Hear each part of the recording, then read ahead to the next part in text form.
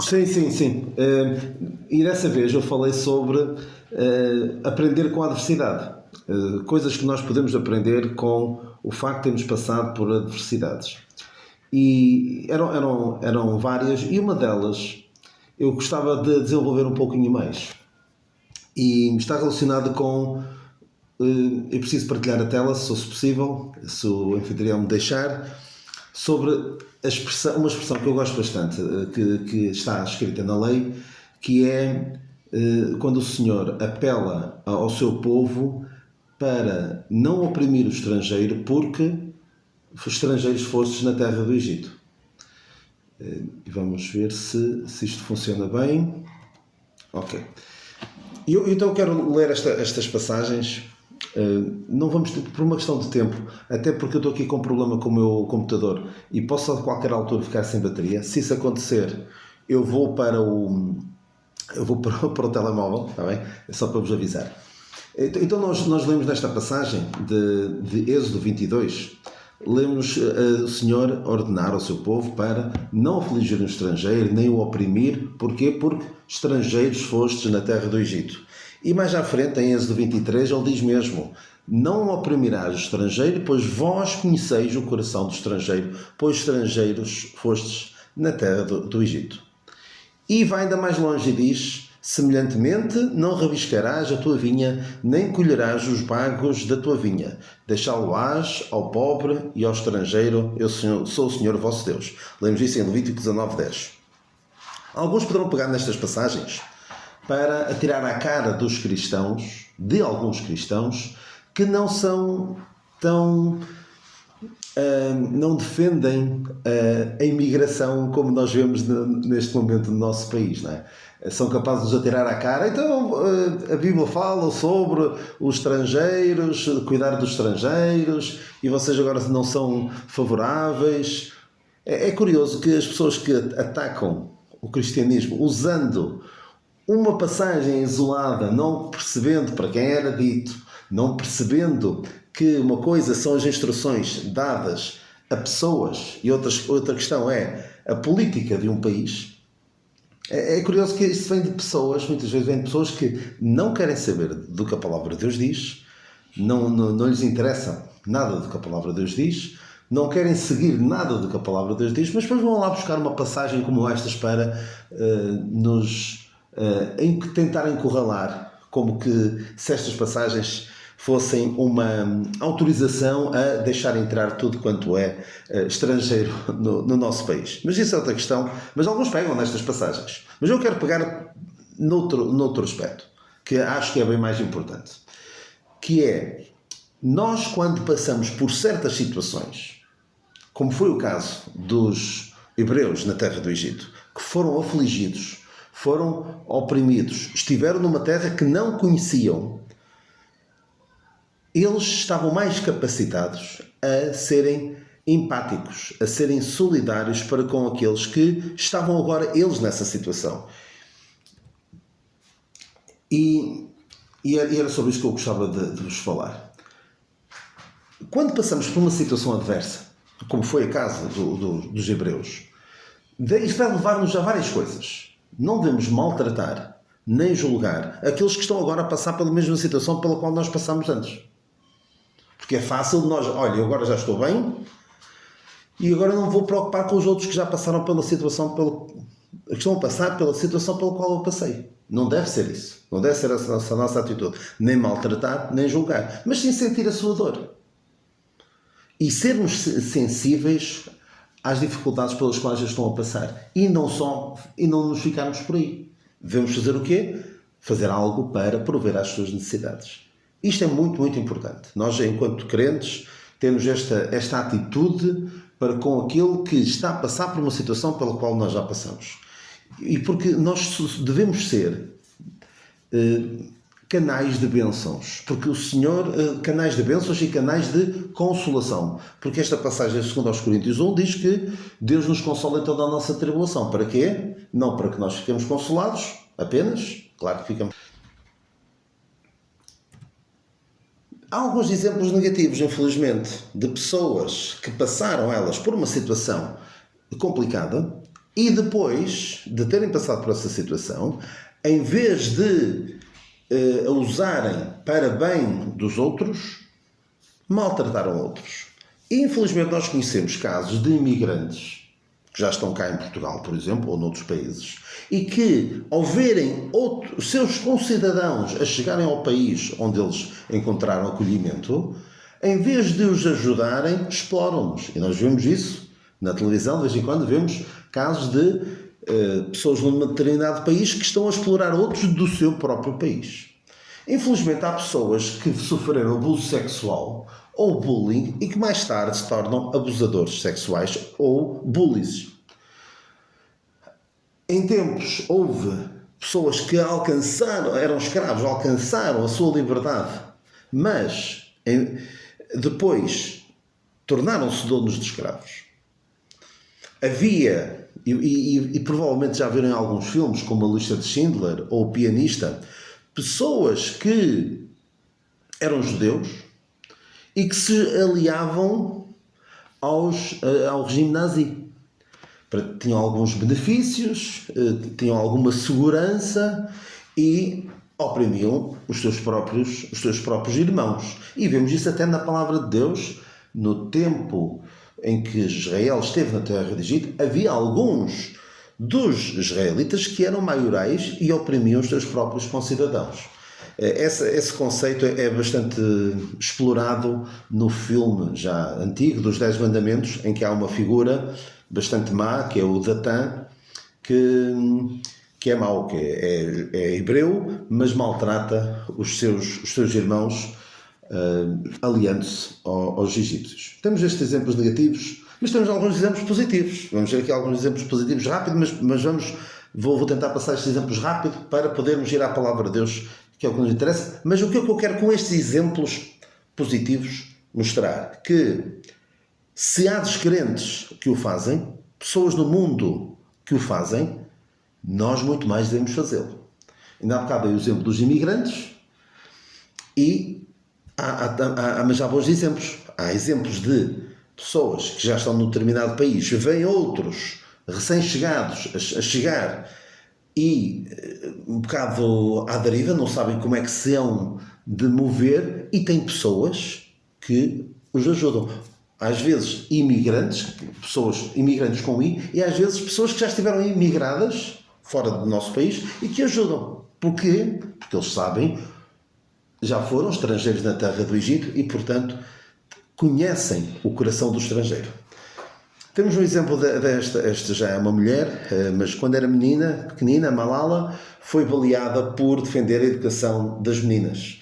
Depois de ter passado por aquela situação e encontrado segurança fora do Paquistão, penso que era do Paquistão, ela, em vez de, já estou em segurança, deixa-me estar, ela procura ajudar outras meninas para que possam estudar. Ou seja, ela sabe o quão difícil é para as meninas mais novas, porque ela já passou por lá.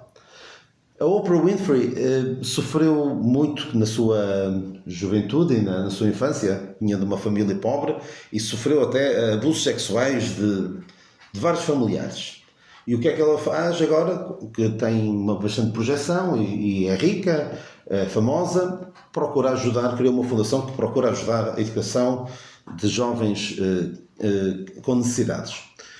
Este homem, isto não é montagem, é mesmo assim, este Nick Vujicic, nasceu sem membros. A única coisa que ele tem parecida com um membro é aqui em baixo, aquilo que ele chama uma coxa de frango, que lhe permite algum movimento. E o que é que ele faz? Usa a sua experiência para motivar outros e dizer, olha, se estás a passar por dificuldades, eu também passei bastantes dificuldades, mas eu consegui dar a volta por cima, e se eu conseguir dar a volta por cima, tu também deves fazer por isso. Há um livro, penso que é esta imagem na capa, em que o título penso que é Qual é a tua desculpa? Tipo, olha, eu não tenho nada, não tenho braços, não tenho pernas e consigo fazer. Portanto, claro que seria mais importante que ele levasse a mensagem, não esta mensagem, mas sim a mensagem do Evangelho a todo mundo. Mas esta mensagem também ajuda certamente pessoas a terem ultrapassarem ou conseguirem superar-se. Temos mais um exemplo positivo, esta jovem, que eu já falei dela várias vezes, Chloe Cole, foi influenciada pelas redes sociais, influencers, e já há cerca de 10 anos, um pouco menos, ela começou a sua transição para se tornar um rapaz. Foi dito pelos médicos aos seus pais, a dada altura, perguntaram se preferem ter um filho vivo ou uma filha morta.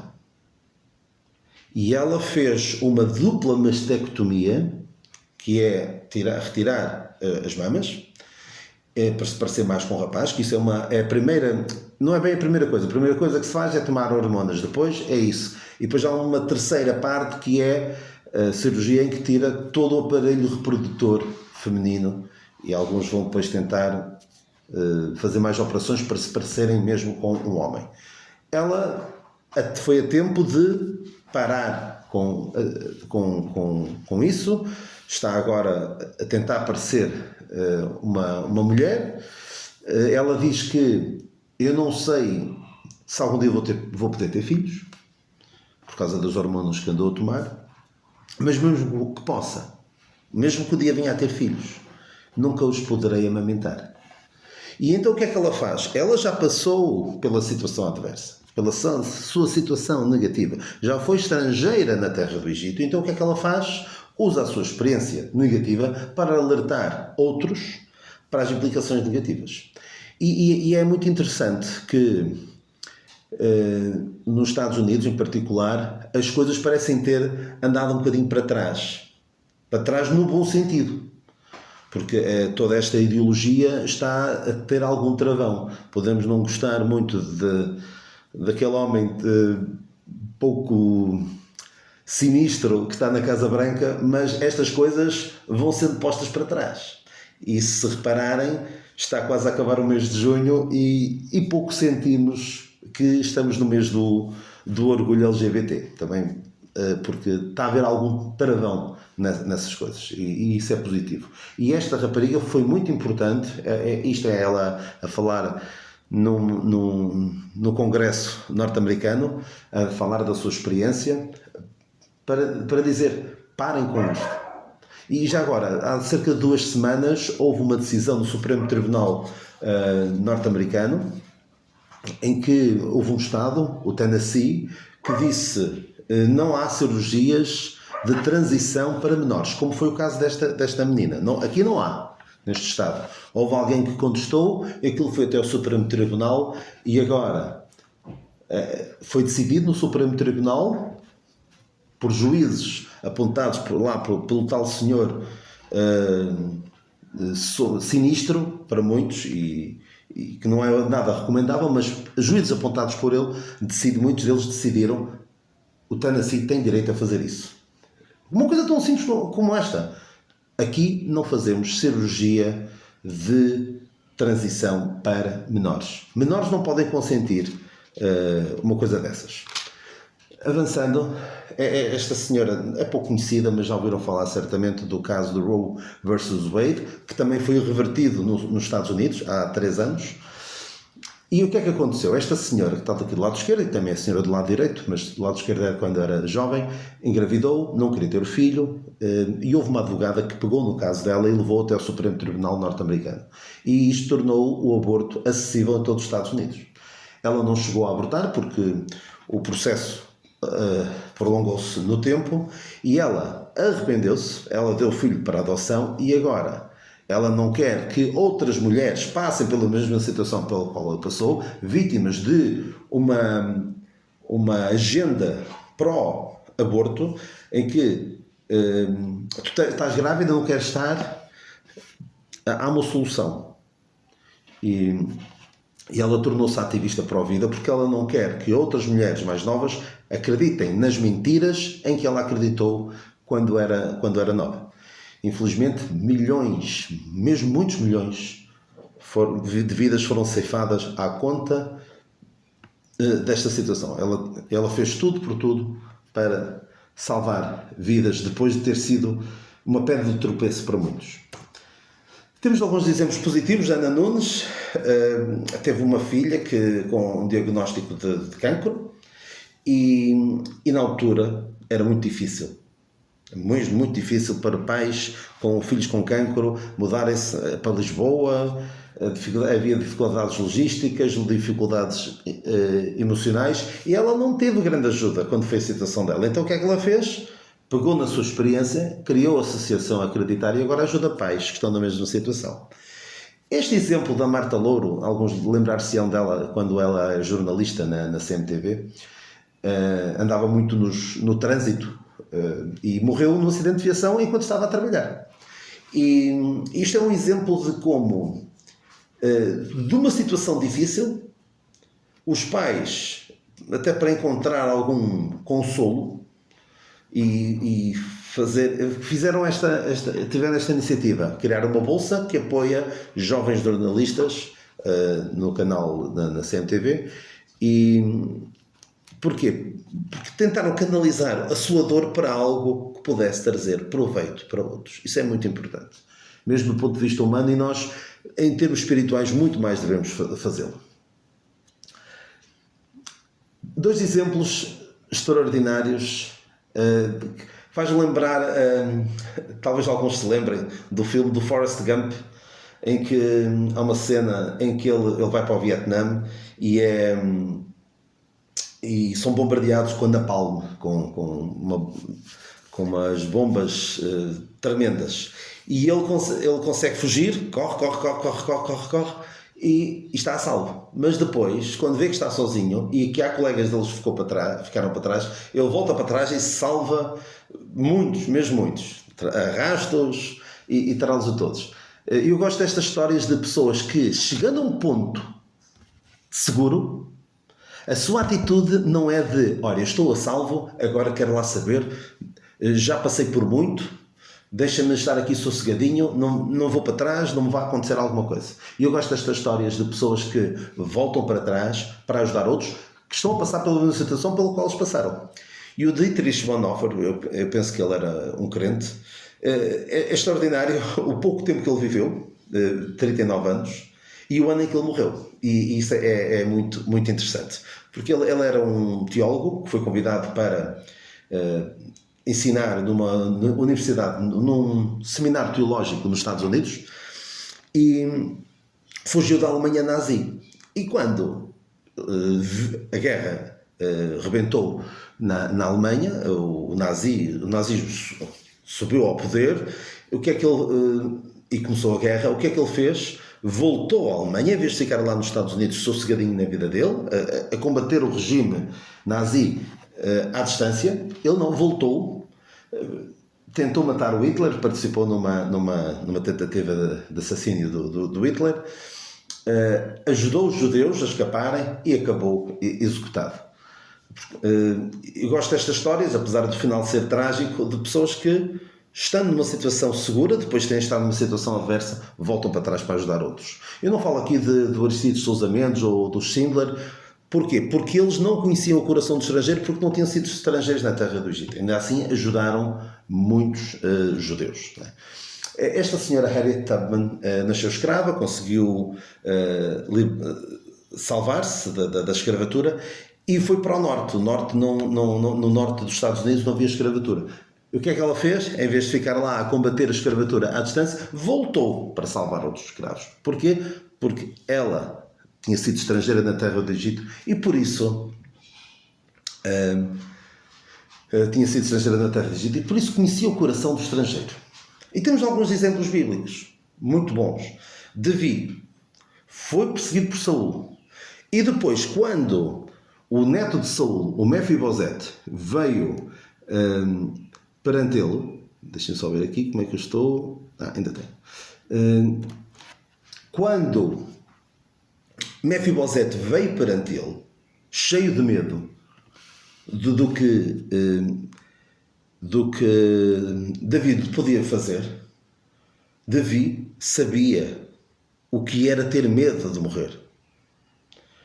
E o que é que ele fez? Usou de beneficência e disse, quais foram as primeiras palavras que ele disse? Não temas, não temas.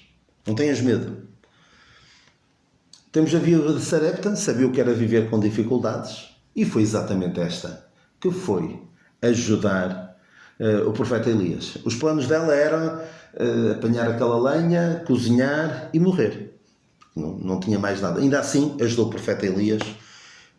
Porquê? Porque sabia o que era viver com necessidades. E mesmo a viúva pobre, que nós lemos em Lucas 12, sabia o que era viver com dificuldade, sabia o que era viver com pouco e experimentou viver com nada. É extraordinário. Deu tudo o que tinha. E o Senhor quis que ficasse registado na sua palavra este feito da viúva pobre, que nós não conhecemos o nome dela, mas ela sabia o que era viver com dificuldade e por isso pensou, isto que eu tenho é pouco, mas pode ajudar outros. E o bom samaritano sabia perfeitamente o que era ser desprezado pelos outros. Porque os judeus não gostavam dos samaritanos, rejeitavam-nos, desprezavam-nos. E quando houve alguém que estava caído, assaltado e quase morto, passou um fariseu, passou um escriba e nenhum deles ajudou. Porquê? Porque eles não sabiam o que era ser estrangeiro na terra do Egito. Não sabiam o que era ser rejeitado, desprezado. Este homem sabia. E foi mesmo ele que o foi ajudar. Temos o exemplo dos macedónios. Os macedónios, os filipenses, diz a palavra de Deus, em 2 Coríntios 8, na sua profunda pobreza se deram primeiramente ao Senhor e depois a nós. É curioso que havia outras igrejas mais ricas e não foram elas que ajudaram o apóstolo Paulo. Não foram elas que ajudaram os crentes necessitados, neste caso de 2 Coríntios, eram os crentes de Jerusalém. Não foram esses, foram os macedónios. É extraordinário. E diz aqui a palavra, em 2 Coríntios 8, que 2 Coríntios 8, 4, pedindo-nos com muitos rogos a graça e a comunicação deste serviço que se fazia para com os santos. Sabe uma coisa? É bíblico pedir muito. Nós vemos muitos líderes religiosos a pedir muito, a pedir. E é bíblico pedir muito. Pedir muito para ajudar. Eu também quero ajudar. Devia ser assim. Devia acontecer na igreja o seguinte. As pessoas ajudarem e depois ser preciso passar uma mensagem pelo arraial a dizer não tragam mais, já chega. Como aconteceu quando foram as contribuições para o tabernáculo, para a construção do tabernáculo. Foi preciso passar um pregão pelo arraial a dizer não tragam mais nada, já chega o que tem. Mas infelizmente vemos muitas pessoas a dizer deem e ameaçar, a dizer que as pessoas se vão perder se não trouxerem os dízimos todos à casa do Senhor, vai haver castigo, por aí fora. O apóstolo Paulo também é outro exemplo bíblico. Ele sabia o que era ser hostil para com o Evangelho, porque Paulo em tempos era hostil para com o Evangelho. E por isso, ele quando via alguém a rejeitar a palavra de Deus, ele não pensava assim, olha, isto é um caso perdido, não vale a pena. Ele falava com todos, ele ia perante os imperadores e perante reis, perante governadores, toda a gente ouvia a palavra de Deus. E tentava sempre arranjar uma maneira de se ligar, de os puxar, como vemos, como fez com o rei Agripa. Crês tu nos profetas? Sempre a tentar puxar alguma coisa. Por isso eu tentava tudo por tudo para salvar alguns. E para ele não havia casos perdidos. Reparem aqui uma situação muito interessante de Paulo quando há um teatro em Éfeso cheio de pessoas que o queriam matar. E o que é que eu faria naquela situação? Eu fugia. Dizia aos meus amigos, olha, vejam se conseguem criar aqui alguma distração, eu vou pôr-me ao fresco, eu vou fugir daqui. Mas o que é que ele queria fazer? Ele queria apresentar-se, ele queria ir lá. Porque onde a gente vê, onde eu vejo pessoas fora de si, Ele falou mais tarde, combatia as feras em Éfeso. Aquilo era gente estava completamente enfurecida. Pareciam feras. Eu vejo pessoas enfurecidas e tento fugir. Ele via pessoas que precisavam do Evangelho. Pessoas que, tal como ele outrora, apenas precisam de Cristo. Por isso ele procurava tudo por tudo para salvar alguns. E eu não sei exatamente como é que era esta expressão do irmão Viriato Sobral, mas eu às vezes ao falar de outros descrentes, pessoas que viviam numa situação que nós podemos olhar para eles e pensar como é que é possível uma pessoa estar daquela maneira. Ele dizia, se não fosse a graça de Deus, podia ser eu. Eu podia ser aquela pessoa.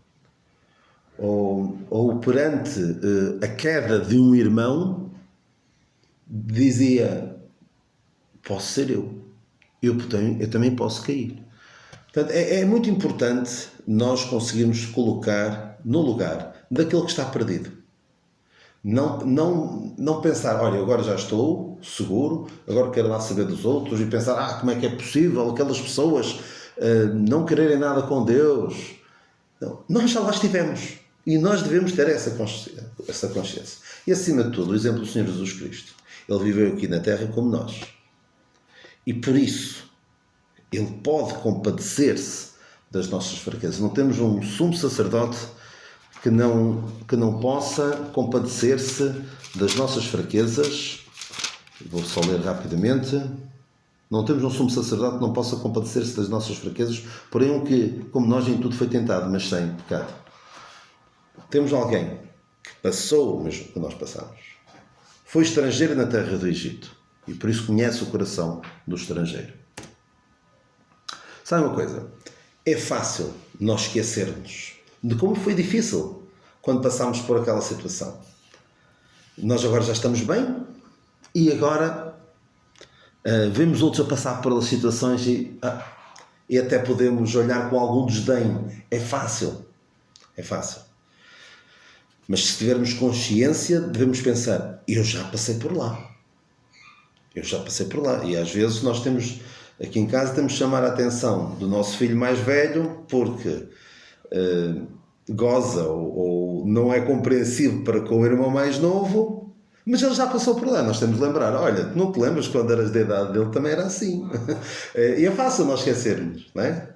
Quando já passamos pela situação. E aqui em Gênesis 41 fala-nos do copeiro de Faraó, que depois de ter passado pela situação de prisão, e esteve lá com José, foi restituído à sua posição, e o que é que ele faz? Esquece. Não se lembrou, só quando houve o sonho de Faraó, não sabemos quanto tempo depois, é que ele se lembrou. Ele diz, dos meus pecados me lembro agora. Ou seja, até poderia dizer, nós desconsiderarmos o outro por situações pelas quais nós já passamos, não sermos compreensivos, não exercermos compaixão e compreensão, é pecado. Certamente Deus não se agrada esse tipo de atitude. E sabe uma coisa? O estrangeiro, a pessoa, quando eu digo estrangeiro, é a pessoa que está a passar por uma situação pela qual eu também já passei. Ele não precisa de um dedo estendido para acusar, a dizer, olha aquele, está assim. Não é disso que ele precisa. Ele precisa de um braço estendido para ajudar a levantar. E muito importante, lá porque quando nós passamos pela situação difícil, não tivemos ajuda, não tivemos a ajuda que gostaríamos de ter tido, não deve ser isso que nos deve levar agora, olha, eu tive de desenrascar sozinho. Portanto, agora os outros que também se desenrasquem sozinho. Nós vimos aquele exemplo da Ana Nunes, que criou a Associação Acreditar. Certamente, as pessoas que agora passam por lá têm uma ajuda que não tem nada a ver com a ajuda que ela teve na altura. Ela teve de se desenrascar sozinha, quase. Não foi nada fácil. E ela não quer isso, não quer o mesmo para os outros. Lá porque não nos ajudaram, não deve ser isso que nos leva a não querer ajudar os outros. E por vezes, isto não é totalmente verdade, mas muitas vezes, só passando por elas, é que nós podemos valorizar a dificuldade. Temos agora um irmão nosso nos cuidados paliativos, no mesmo sítio em que esteve a minha mãe, esteve pouco tempo.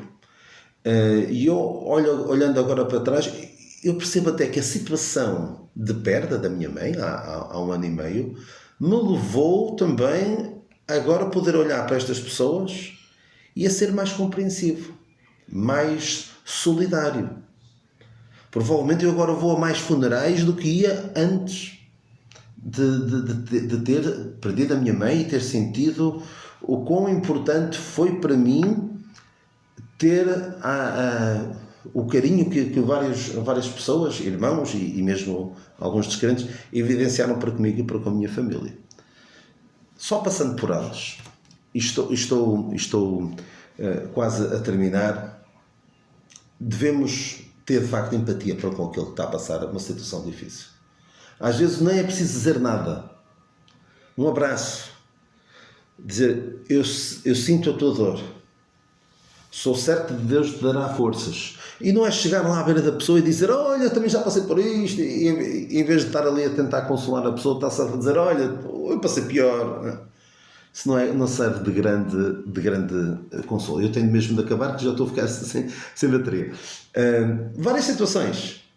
Doença. Passamos por doença, ajudamos aqueles que estão a passar por doença. A morte de um familiar. Uma mulher que passou por um aborto pode ajudar outras mulheres que estão agora a passar por um aborto. O divórcio. Bullying, violência doméstica. A adolescência. Nós que somos pais, já passamos pela adolescência, podemos ajudar os nossos filhos ou jovens. Ou outros dramas familiares, filhos que se desviam, depressão, pessoas que já passaram por uma depressão podem ajudar outros que estão agora a passar por ela, em vez de julgarem. E terminando, ajudar o estrangeiro pode ser uma das maiores bênçãos de termos passado pela adversidade. Já que passamos pela situação, porquê é que não havemos de a usar para benefício de outros? Já que passamos por ela, isso já não podemos tirar. Vamos usar esta experiência para benefício de outros. E agora, a questão que fica é esta. Quem é o meu estrangeiro? Quem é a pessoa? O fariseu perguntava quem é o meu próximo. Nós vamos pensar, quem é a pessoa que pessoas que estão a passar por uma situação igual àquela pela qual eu passei e que eu posso usar a minha experiência negativa, a minha experiência desagradável na altura, para ajudar outro. É isto que devemos fazer. Devemos pensar, eu quero ajudar outros, para que eles não sofram tanto. Porque eu sei como foi difícil na altura para mim, ninguém me ajudou, ou alguns ajudaram, e eu quero ajudar outros. Que o Senhor nos ajude a conhecermos o coração do estrangeiro, conhecermos a pessoa que está a passar pela dificuldade. Muito obrigado e uma boa noite para todos.